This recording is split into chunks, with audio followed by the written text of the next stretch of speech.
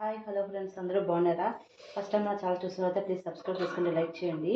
ఈరోజు నేను శనగపప్పు మసాలా కర్రీ చేయబోతున్నాను. ఆ శనగపప్పు మసాలా కర్రీకి ఏమేమి కావాలో చూద్దాం. ముందుగా శనగపప్పుని ఇలా గంట సేపు నానబెట్టుకోవాలి. నానబెట్టుకున్నాక అది ఇలా కుక్కర్లోకి వేసుకోవాలి. చూడండి, ఇలాగనమాట. ఇలా కుక్కర్లోకి గంట సేపు నానాక వేసేసుకోండి.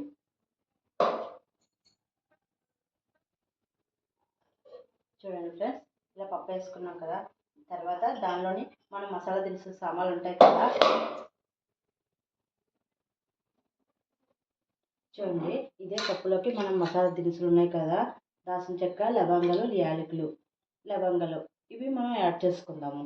తర్వాత ఇదే గ్లాస్తోని రెండు కప్పులు పప్పు వేసాను కదా, 4 గ్లాసులు వాటర్ అనమాట కొలత తీసుకున్నాను. ఆ వాటర్ మొత్తం ఇలా మిక్స్ చేసుకోండి. తర్వాత కొంచెం పసుపు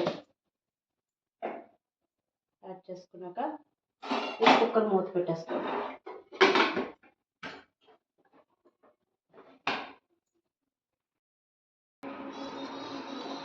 చూడండి ఫ్రెండ్స్, ఇలా కుక్కర్ మూత పెట్టాం కదా, ఇలా మెత్తగా ఉడికిపోయింది. చూడండి, బాగా ఉడికిపోయింది. చూసారా? ఇప్పుడు దీన్ని ఇలా మనం పక్కన పెట్టుకొని వేరేగా కళాయి పెట్టుకోవాలన్నమాట. చూడండి, ఇలా పప్పు పక్కన పెట్టేసుకున్నాం కదా. ఇప్పుడు ఏం చేయాలంటే ఒక కళాయి తీసుకొని ఇలాగనమాట ఆయిల్ వేసుకోవాలి.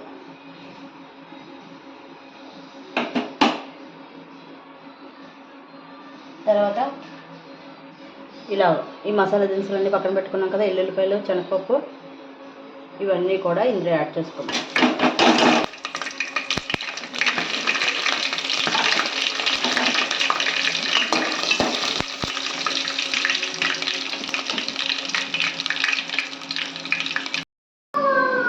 ఇవన్నీ మనం వేపేసుకున్నాం కదా. తర్వాత ఏం చేయాలంటే మనం ఉల్లిపాయలు, టమాటాలు ఉన్నాయి కదా, పచ్చిమిరపకాయలు అవన్నీ అందులో వేసుకోవాలి.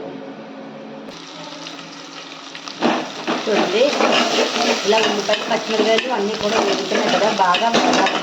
కొంచెం బ్రౌన్ కలర్లో వచ్చేలాగా వేగాలి. చూడండి, టమాటాలు కూడా వేస్తానంటే చక్కగా వేగుతున్నాయి కదా. ఇప్పుడు మన పప్పు కూడా రెడీ అవుతుంది. ఇక పక్కన నుంచి కదా, అంత చక్కగా సూపర్గా ఉడికిందనమాట, మెత్తగా.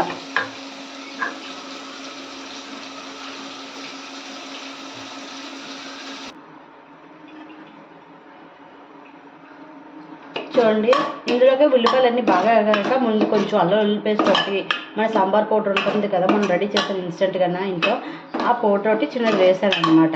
చూడండి, స్మెల్ ఎంత చక్కగా సూపర్గా ఉందో, గుమగుమలాడిపోతుంది వండుగా. ఇలా బాగా కలుపుకోండి. కొంచెం దగ్గరికి వచ్చేలాగా ఇందులోనే కొంచెం సాల్ట్ కూడా వేసాను.